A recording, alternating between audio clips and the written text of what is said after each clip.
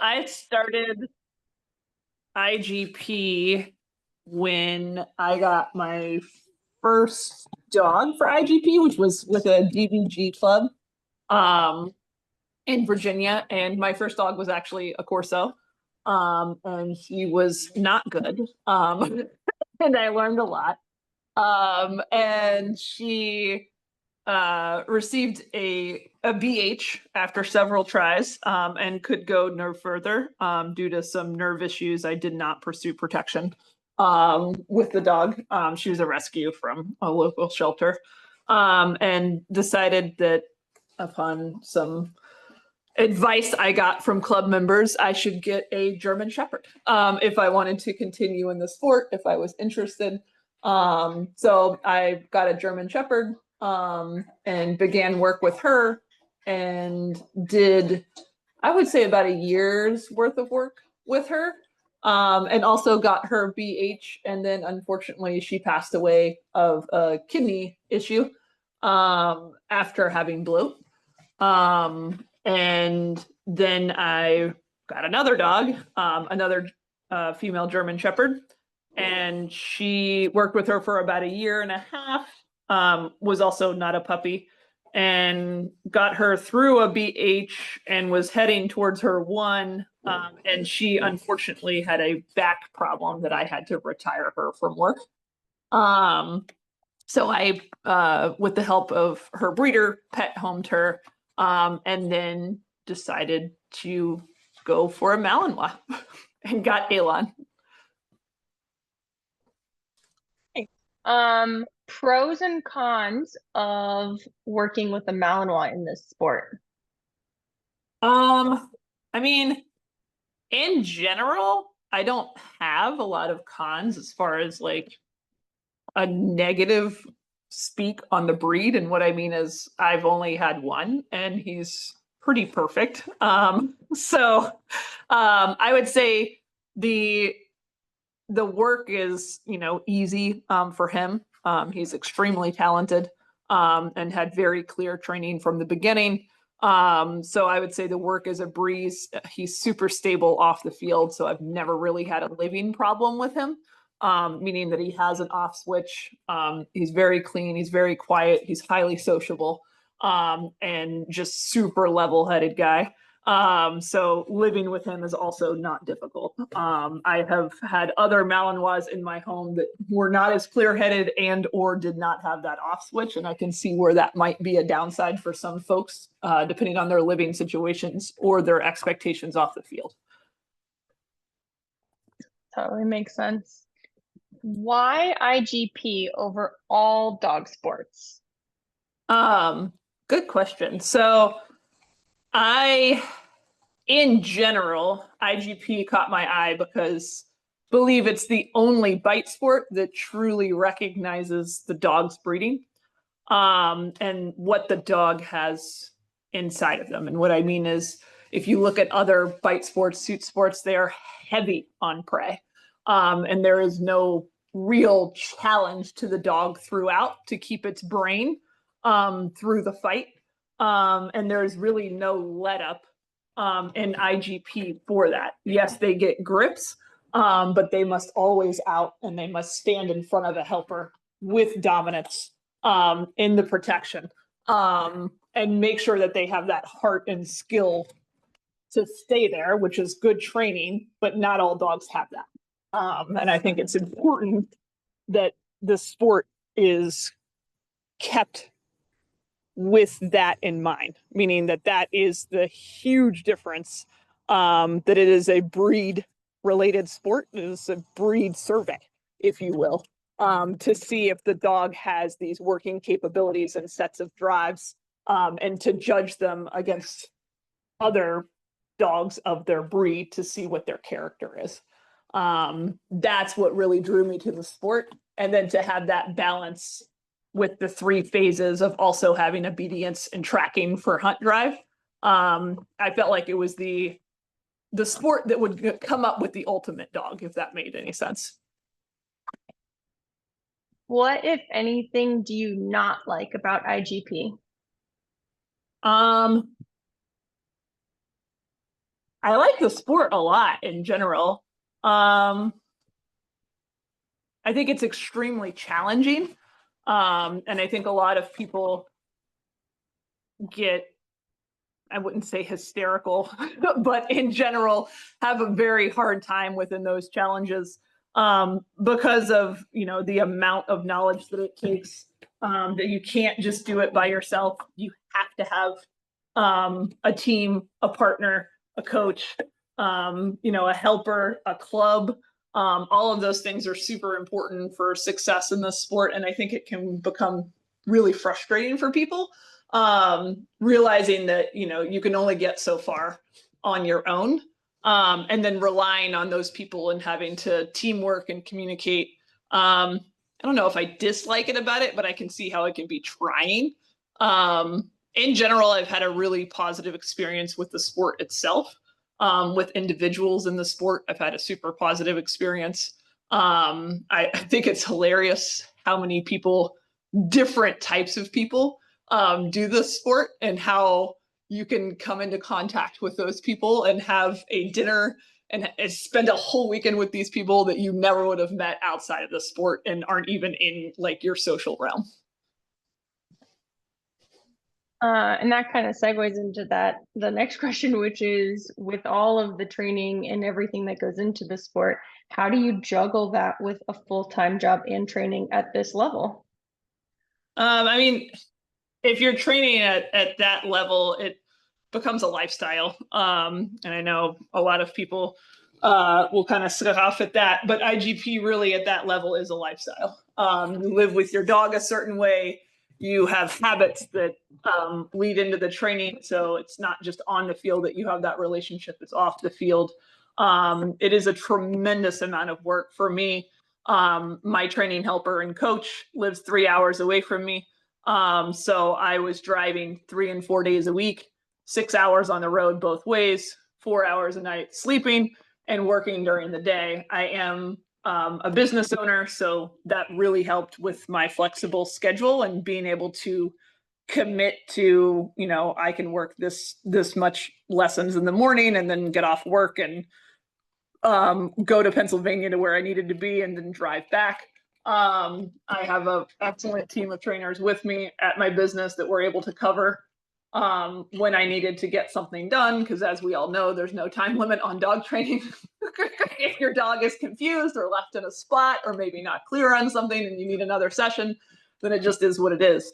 And I think that commitment is not to yourself and it's not to your club at that point. It becomes completely 100% based in your commitment to your dog. And that clear understanding and showing your dog the best that you can, regardless of any method or any plan that you had out. It's really just understanding your relationship with that dog and trying to show that at its best quality, and making those sacrifices to make sure you can do that. Totally makes sense. What is the most important thing you have learned with training Elon?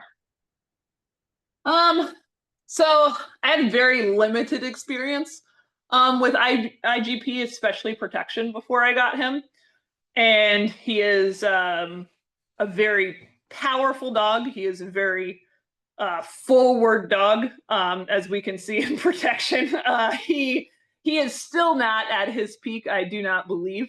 And I think my visions of him being super biddable and loving his job the way that, you know, was laid out for him, and him having no ideas of his own, were quickly thwarted. We had a rough year there where we had to come with some creative training stuff to make sure that we kept the dog intact, but also were able to showcase what he was supposed to be doing with full power. So I think the number one thing that I learned about with that dog is fight drive. I really have a clear understanding of what that means now, and I don't think I did before that dog. Okay, I'm gonna throw this in there. What did you learn, or what does that fight drive look like for newbies and stuff? What does that mean? So I think having a large male dog that packs the power and the dominance that my dog does, and the stability. You truly have to step up and be an equal partner. If the dog has fight drive, you cannot rely on the fact that the dog is just going to make the conclusion that what you want is best. You are going to need to prove it and stand on business as far as that dog making decisions for himself, and have the patience to work with a dog that is independent thinking like that. For me, fight drive is what makes him so special, right? When you see a dog that has protection routines like that time and time again, it's because it's in there. It's genetic, and he's very clearly trained, so his genetics are very well shown. But he has a ridiculous amount of fight. That doesn't just go away if you're trying to teach something in another phase. And he perceives that fighting would be more fun than what he's doing. That drive is definitely there, along with pack drive, obviously. But knowing how to work with that, and seeing that if you start a fight, he is more than willing to stand there with you, and it will be self-rewarding for him to do that.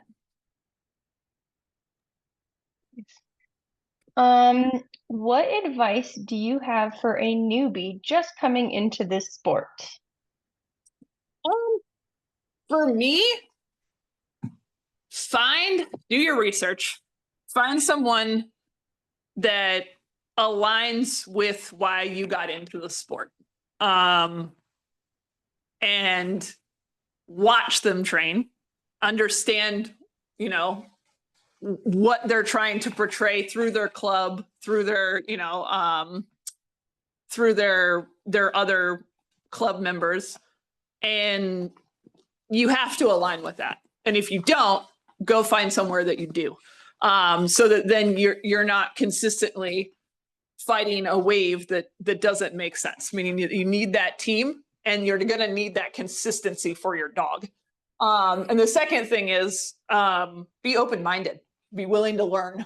Dogs are not, they're sentient beings. They have large brains, and they have nothing to do but figure out things to do with us. So if you don't have an open mind, and you can't come across, a problem with an open mind, then the dog isn't going to have the best chance of success either. So open-mindedness, but also a clear idea in your head of what you're willing or what you're not willing to do for consistency purposes in training. Mm-hmm. And have fun. Value your dog over anything else. If you don't value that dog, no one else will. Yep, absolutely, absolutely. Do you ever get trial nerves? And if so, what helps? For me, I think because of the reason that I got into the sport, which was learning more about dogs, learning, how working dogs, how good they could be, what their genetics are, working with a dog as stable as Elon. I don't get trial nerves. Like I wouldn't describe like, oh, he's not going to do it, or he's not going to portray his training. I'm a little spoiled in that way. That dog will perform his training 100%. Every single, if I trained it, he'll do it every single time I step on the field. So I'm not really nervous in that respect. I think I get more of adrenaline. And for me, the biggest thing is keeping my adrenaline in check, because my dog is really in tune with me. And if I don't stay calm, we can go off the rails very quickly as far as excitement is concerned. And that does not lead to the best trial picture. We might have a good time, but we might not get those points that we have worked so hard for. And he is capable of and deserves. So I think that kind of self-control is more for me than nerves, is just keeping a calm headspace so that my dog can think through his job and showcase his training. Yep. They definitely feed off of us, good or bad. Let's see. What is your favorite phase and why? I think my favorite phase in general used to be obedience. I really liked IGP obedience as far as when I was learning about it, the partnership, What it showcased is pack drive, how you could envelop power into those obedience commands. But I will say I have learned to love tracking a lot. It takes a lot of work, but there is also a lot to be learned about your dog in tracking. And after having the opportunities that I've had with Elon to go and track him in different areas and see how he solves problems, it's really nice to be able to have that visual picture of your dog doing his job in front of you, and not looking to you for help, and you kind of just get to watch the video, if you will, of what you've done and what you've achieved and what the dog knows, and you don't really have to be a huge part in that. And I enjoy the training that it takes to get there as well. It's very enlightening as far as who your dog is and how they go about problems. It's just a different, I guess, a different take on your dog, if you will. Sure. So there's a couple different kind of, I would say, modalities of living with your dog. There's, some people that just really pet dog their dog, and some that are a little bit more structured with kennel time. Where do you kind of fit in there with your dogs? So Elon has gone through, he is completely capable of being a pet in the house off of work time.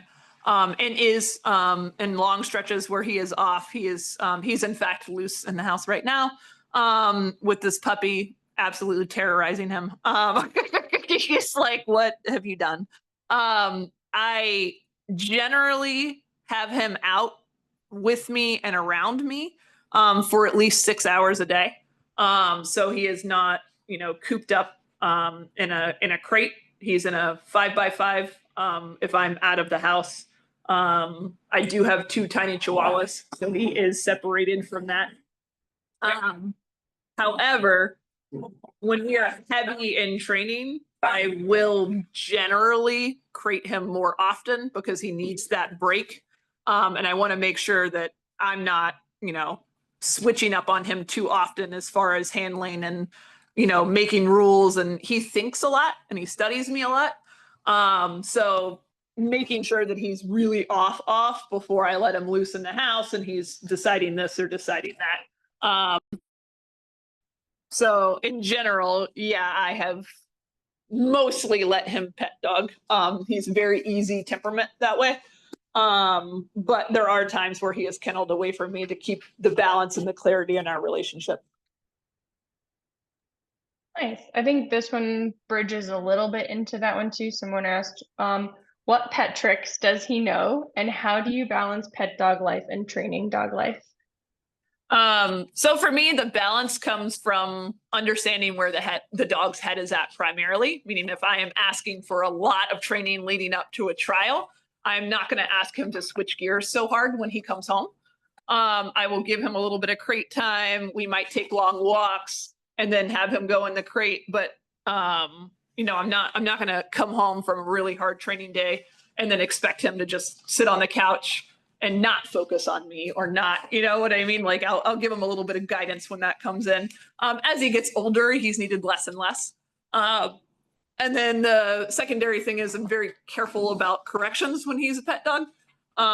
So I understand that those corrections need to be clear of what I'm asking for, and what the expectations are need to be set so that I'm not getting in my dog's head unnecessarily when he's on the field. And then there is a second part to that was asked. I forget. What pet tricks does he know? Oh, what doesn't he know? He can put laundry in the washing machine. He can turn on the dishwasher. He can get me a beer. He will just get me a canned good. He cares not what it is, out of the refrigerator, and he will close the refrigerator. He knows how to roll over. What else does he know? He will get my shoes for me if we're about to go for a walk, which I really appreciate.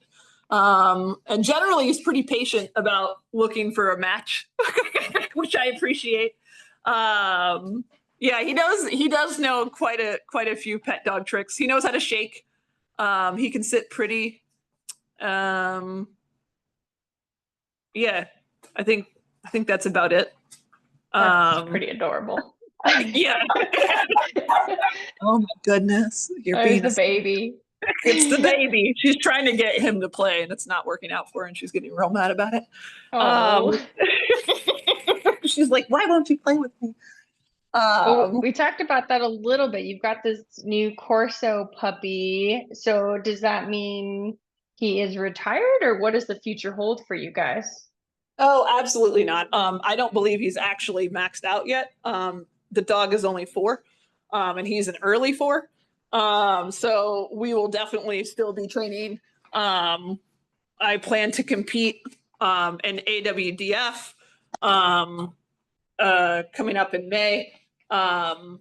Absolutely would like some clarity and someone to step up for a road to FMBB, meaning that this is going to be my dog's strongest year as far as training. And he placed 4th overall and 2nd in the cup at FMBB last year.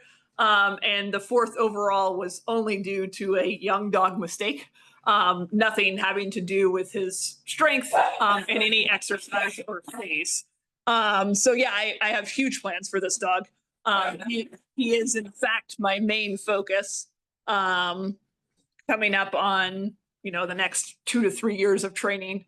Hence why I hate to use this terminology, but an off-breed as the secondary dog, that could hurt some people's feelings. But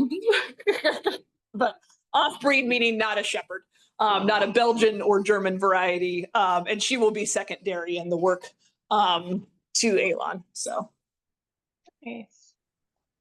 We sincerely hope a club steps up to host as well. There is still a $10,000 incentive for any club that wants to host, and if they need any other assistance, just let us know.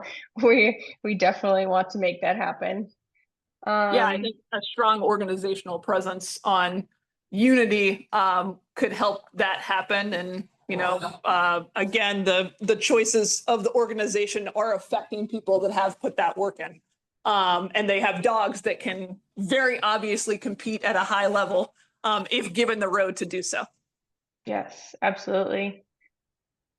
So speaking of your international travels, somebody asked, what was it like making arrangements to try to take a dog to Europe? So I think that was something also, as a first time person, you kind of have to learn a little bit on your own. I did have USA1, Brittany Wild helped me out a ton with all of my questions. It's not that complicated unless it's your first time. And what I mean is once you've figured it out and you've done the things, it's not that bad.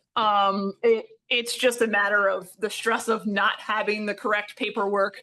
And, again, I think as far as, being a first time person, I was kind of like, okay, are we on our own for this? Is this like a team captain thing? Is this, but it's not that difficult. I did have some issues on the way back, some drama on the way back, but it wasn't serious. And everything was followed for protocol and my dog was fine. For me, it was nerve-wracking.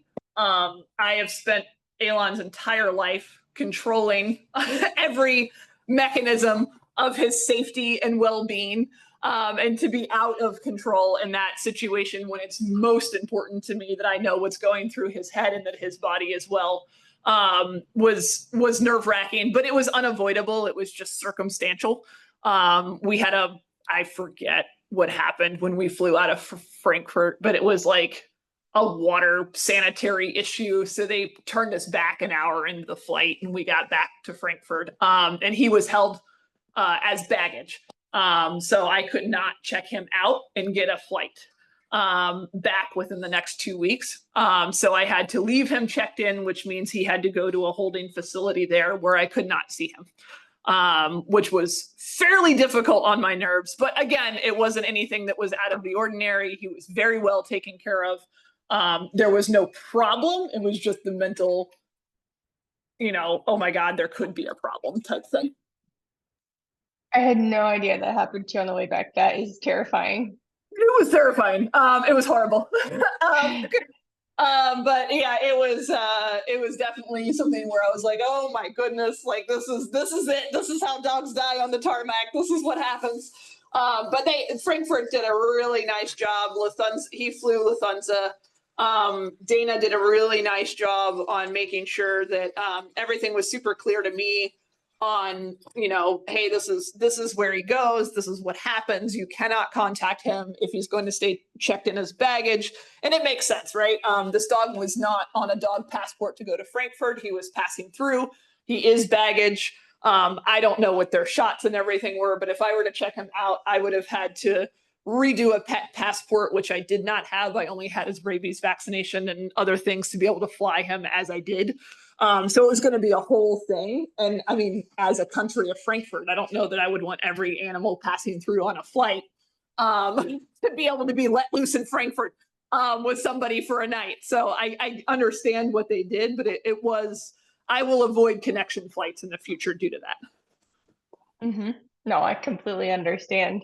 So this question kind of piggybacks off that one. How nervous were you traveling internationally with the dog for the first time? Now that we heard you had that horrible experience, and then what tips and tricks do you have for future? So I was really nervous about the 10-day vet thing. Like you have to get a standard vet checkup for international travel. And then you have to wait for it to come back and you have to get it within 10 days, but you're not sure whether it's going to come back within 10 days. So that was a whole drama llama and it was fine. Everything was fine. It really wasn't that big of a deal. I would say in general, find the largest luggage cart you can and crate your dog through the airport. Because me not crating that dog through the airport while he is sociable and it was fine, was very hard for me to concentrate on what I was doing, what gate I needed to be at as he's just walking, like free balling through the airport, making friends as we go. But he had a great time. The dog wasn't stressed at all. So I think that's also important to remember that if you have a dog with pretty solid genetics, the dog will come out on top. He was fine, not stressed at all, had a wonderful time, made friends. Seemed to have a great time. He came back with all kinds of stickers from Frankfurt that he was friendly. He was a very good boy. So I think he had a blast. It was me that was more stressed than the dog. And I kind of handled that by staying as far away from the dog as possible until I could actually pick him up and it was over with. Meaning that, you know, I've no reason to put my nerves on him. Put him in the crate. He's fine. Send him off. Go on my way. I say get there early, but maybe not as early as we did. I was a little bit ridiculous. So I think you don't have to get there that early necessarily. I would say 3 to 4 hours is plenty. I was there much earlier than that. But you live and you learn. No, totally. I'm glad you had Brittany too, that had already had that experience and she could help you. And I mean, Trisha's an awesome team captain. So you were in good hands. Yeah, I was definitely in good hands. Everything worked out well. I do believe that having, you know, a team captain selected earlier, and having some organizational support as far as like new people on the team and realizing, you know, hey, we can come up with a checklist and just send out that one checklist, and have that kind of stuff on board would make things a lot easier and more mainstream. But overall, flying actually isn't that difficult. If you don't have to worry about your dog's nerve set, you're fine. It's really just going through a checklist of things and making sure those things are in fact what you need. That's a really good idea. Creating like a checklist for first timers that they can start reviewing before team captain kind of comes on board. What was the most fun part of FMBB and what was the most challenging? I think the best part is just knowing that you made it there, and just enjoying your dog. Like there's no real comparison to showing up and that focus level that you have on your dog and getting to enjoy that time, and overall just getting to relax into a rhythm. The training, is going to be 100% just focused and pinned in, learning your dog's like smallest cues, seeing, like connecting with them on that emotional level to see where they're at. All super fun, and being surrounded by people that are trainers and understand what you're looking for and are enjoying, and they're doing the same thing with their dog. That was really fun for me. Meaning I was surrounded by a great group of people, super supportive. The team was really supportive. And I think that made it incredibly fun for me to kind of settle into my role as just, okay, my role is to handle this dog.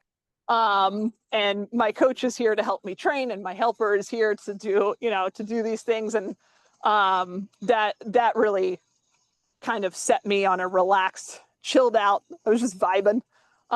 It's a really cool experience, the FMVB in general, to be around that many people with that many talented dogs with that much talent, as far as training is concerned.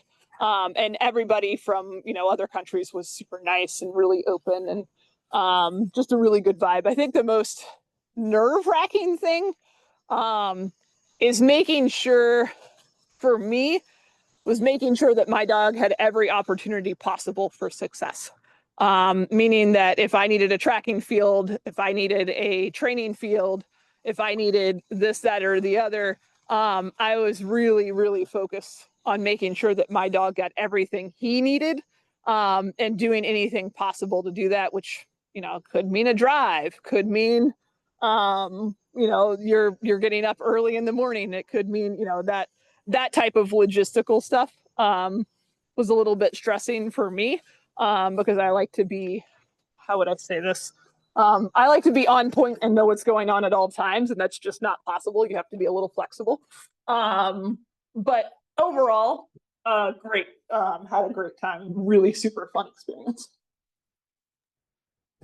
That brings up a good question with your logistical stuff. So we got I'm a newbie here. I don't have a club and I live in a city. How can I find tracking and helper work? So I would say expect a drive. And what I mean by that is, I live in a city as well. I'm 2 miles outside of Washington, D.C. I track my dog in 2 or 3 locations around DC, but only after he was trained.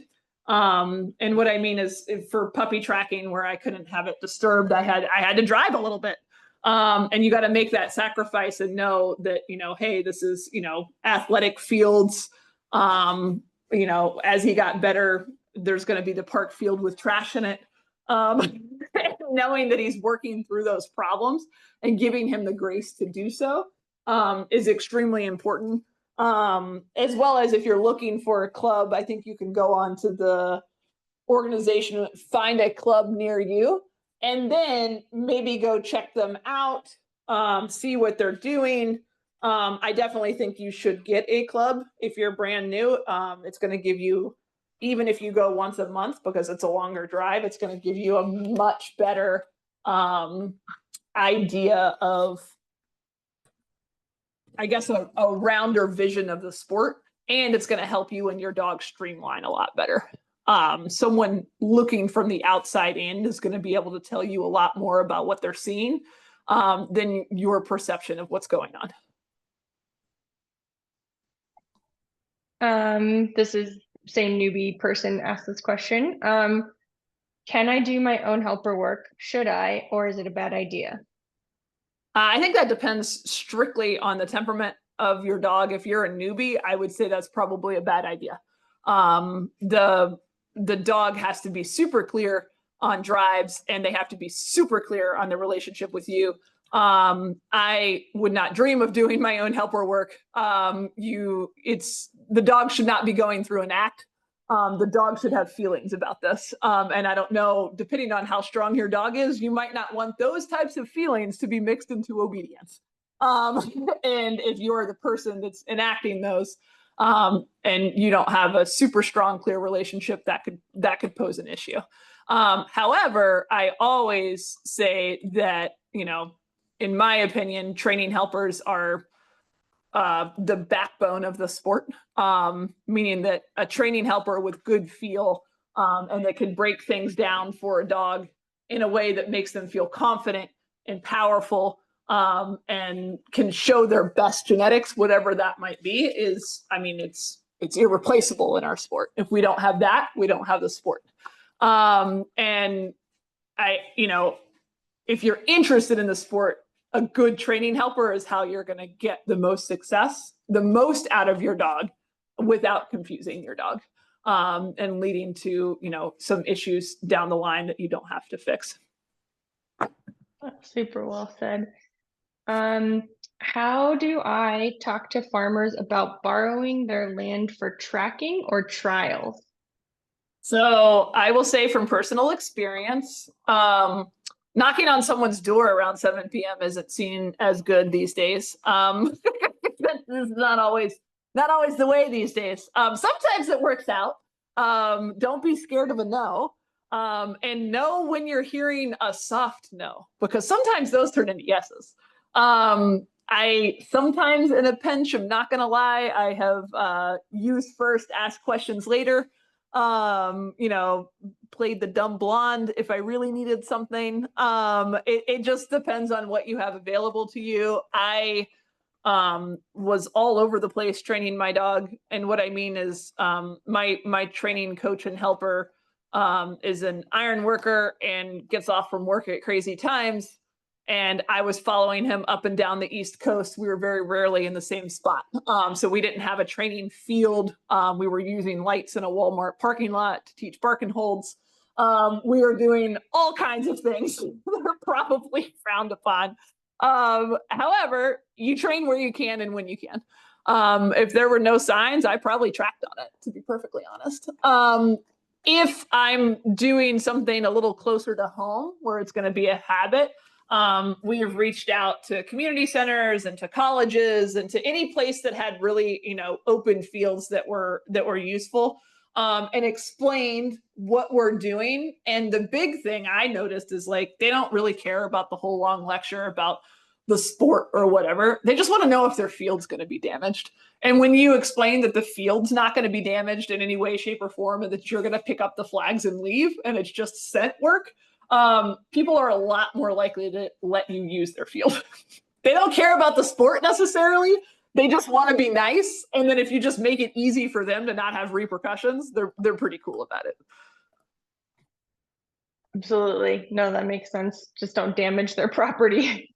Don't damage their property, and explain that up front, that what you're doing, laying a track, doesn't mean that they're going to have any visual, like, there's not going to be any repercussions from it. The dog's going to run the track and you're going to leave, and the dog is consistently on a leash. Yeah. Do you ever pay your farmers or for renting the tracking land? I have never been in a situation where I needed to. I don't know. That is a question for my training helper, whether he has done that when we have needed it, near his place. I don't believe so, but I can't with 100% surety say he's never done that.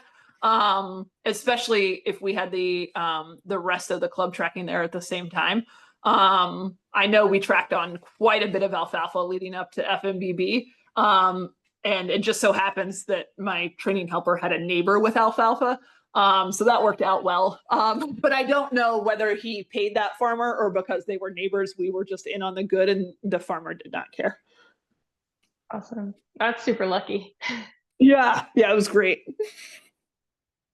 All right. What phase or exercise did you struggle the most with training Elon? So I grossly underestimated the strength of my dog early on. And again, I think this would go to fight drive. And I would say the most struggles we've had as a team, meaning me and the dog, is the blind search. He generally does not see why that would be necessary. The guy's in 6. It's like, no, you idiot. The bad guy is in 6. Like, let me show you. He's there every time. So I lacked, I did not teach that dog the purpose of the blind search very well. And I paid for it. Although I will say he did run all the blinds. We have made some adjustments in how we were training with the blinds, and it really helped for him to have a point to it rather than just obedience-based blind search. He was getting balls out of the blinds before Worlds, and that was actually, even though he did not run blind 5 in the finals, he did run, I mean, in the cup, he did run all 6 in the finals. And in fact, has ran all 6 ever since in training without an issue, and ran all 6 without an issue at AWDF. So I think we have that ironed out. It just took us some time because we did a little detour that didn't work out so well. And he definitely, his fight drive kicked in, and he wasn't so sure he was ever going to run blinds again. He was just going to go to 6. So we had to convince him that that was a good idea. It's okay. I think a lot of us have that struggle. Yeah. The rest of everything, the exercises, he has great hunt drive.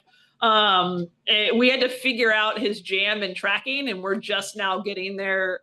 Now we left food on his track too long, which with a dog with as much hunt drive as he has, was driving him through the roof, actually in the wrong drive.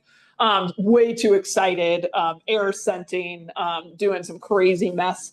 So we really had to buckle down on that and figure out how to iron out those wrinkles as well. But that was a fun challenge, and I believe Elon enjoyed it a lot. So yes, those were the 2 big challenges with him. But they've both been pretty fun and worked out fairly well. Oh my God, you little psycho! She just like attacked his face.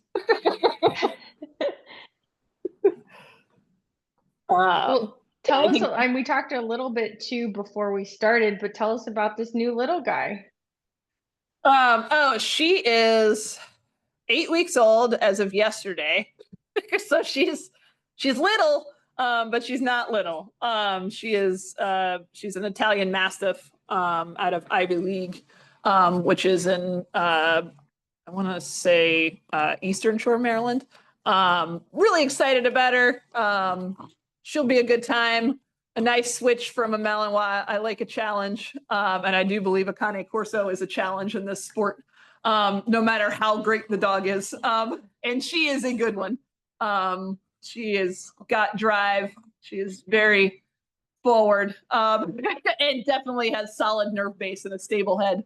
And she knows what she wants. And she's not afraid to try to take it at her 30-pound self at 8 weeks. Excuse me, ma'am. Oh yeah, he corrected you, huh? Apparently she's not feeling as brave now. But yeah, in general, I'm excited about her. I think she's going to be a good time. I'm going to learn some things. And I like the switch in pace, actually. I think it's going to slow down and let me apply some of the knowledge that I got with Elon, and learn some new things, because there's going to be some new tricks to be getting this dog to do sport at a high level, or at all. Right, girlfriend? How will you train her differently? I mean, there's significantly less prey in a Corso. I think that's a given. Significantly more defense as far as their drive sets are concerned. Athletically, they're just not as gifted to the work. So making sure that how I'm training her is going to be something that she can physically do for the entire actual trial. Meaning that, you know, if you don't run like you're running 2 blinds, and you need to run like you're running 6 blinds, then I'm not going to get you for that, you know, as I would, you know, I'd be like, oh, Elon's not intense enough. Let's make sure maybe she is intense enough, because she still has to get in there and bark, and she's going to be 115 pounds. In general, I think for the biggest thing, it's going to be relationship based. She is not going to have the same passion or genetic aptitude for the sport. My dog is extremely talented, Elon. This dog is not going to be talented, so I'm really going to have to break down the process. And when I say not talented, I mean not talented at the level that Elon is. She is an off-breed. She is not bred for this sport. But that's where training comes in, and I think we'll have a really good time with that. I think that's going to be fun. And I think it is going to be a really big challenge for you in a good way. Yeah, yeah, absolutely. Okay, this was our last question that we received, and then if you guys group have any questions for Liz, please throw them in the chat. The last question we got was, if you couldn't do IGP and you had to do another dog sport, what would you do and why? I think I'd do bike touring. I don't know though. There's no real actual like I like the explosive power that the dog gets to give. But there's no partnership there as far as like I really would like, to have the opportunity to have the same partnership with a dog. I haven't done a lot of research on other dog sports just because I'm obviously partial to IGP. If my dog couldn't do IGP, then I would be asking why that was and looking for a sport that would then complement the dog that I owned. When I got Elon, I wanted to do IGP, but at no point in Elon's career or puppyhood, when he wasn't showing much drive and was very calm and chill, very chill dude when he was little, was I like, oh, if this dog is a washout, then he's not my dog. He was going to be my dog and we were going to do something. So we never went down that road because obviously he did fine at IGP. But yeah, I haven't done a lot of research into it. We've dabbled in dock diving for funsies. And he seemed to like that. But I always cringe when he jumps that high. I'm like, oh, your ACLs. But yeah, no, in general, I don't know what other dog sport I would do. Depend on my dog. Did you get to, just out of curiosity, did you get to watch any of the other sports while you were at FMBB? Honestly, that was a really sad part of FMBB is it was really difficult for me to get into, how do I say this, a good rhythm with watching even my teammates in IGP, just because it was such a fast trial and we were housed about 30 minutes away from the field. And just you want to be concentrated on your dog. And when I wasn't at the field, I was training. So that was definitely something that was difficult for me. Was making time to, because I had a young dog and he did need the training, was making that time to ensure that he had, everything from me that he needed. And I couldn't really focus on the entire experience as a spectator. And seeing other people get to do that work with their dogs and monduring or bike touring or, anything of that nature. No, totally makes sense. I don't see any other questions in the chat. But I just thank you so much for, taking the time to come out here and kind of talk about your experience as I'm going to say normal person who works a 9 to 5 and also trying to do this sport. I think it's so cool that you can still compete and train at this level. Excellent. Thank you for that. I'm glad to give my time. I would like to say, especially at the end of the call, that this time was allotted by me because I think it's super important that, again, the organization can rise up and give some support and be an organization again, because it's going to be very difficult for folks that are new and starting to have that lack of support. And even within the, the issues that have been happening within the organization. I mean, I felt that while I was at Worlds. The World team placed second. There's very, very little, Facebook recognition, social media recognition. And I'm not trying to call anybody out. I'm just saying it didn't happen. And if you look at dogs in the past that have placed equal to my dog or even below, much more recognition to points, kennel names, placements were given. And if the dog is shorted after all of that, then what are we even here for? Meaning that our focus is wrong. The focus should be on powerful dogs that can go with people like me and put people like me on a podium at nationals 2 years in a row. At your nationals, in fact. And then that dog getting shorted is a huge slight to the breed, to the organization, and to what it should be stood for. Meaning it is the American Working Malinois Association. And my dog is working, and he's a Malinois. And he's technically the top ranked male Malinois right now in the States, meaning that he placed highest at that world competition. So I think in general, having that short and having that organizational support not there for a team that really came together, including Natalia Balabanov, Brittany Wild, Lauren Robillard, Cody Knowlton, Greg Dowd, and Amy Jimenez. The points that we scored were really as a team.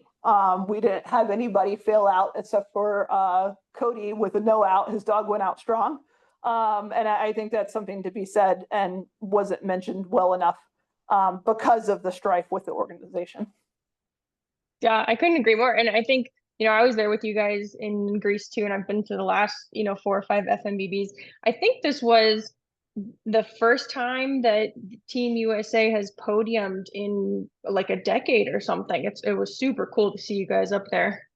Yeah, and it was a true team effort, meaning that it wasn't, again, I don't want to harp on my dog, but that's why I did all of this. And it takes a different kind of dog to put somebody like me in that position. And what I mean is I'm not taking away from people that have been successful in the past, not to name drop, but Susan Miller was likeness and success.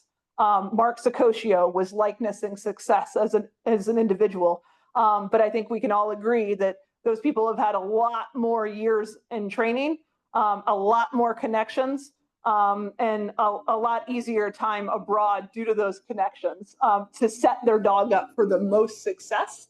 And not to say that they don't deserve the success they got. They deserve all the accolades that they got. But those dogs, Hector and Niles, needed or received that and placed how they did. And my dog did not receive all of that and placed how he did. And I think that's a different kind of dog. That's a different caliber of dog. And to have new people understand that not every dog is a new person's dog, but there are some, if you are willing to put in that work, that are new people dogs, and are that stable and are that clear-headed. And you can go a long way and still have a really good time with your best friend with that type of dog. And those type of dogs didn't get pushed a lot when I was looking for a dog. Everybody wanted a monster, and not everybody can handle a monster. Sometimes you can create a monster through good training and having really solid, stable genetics.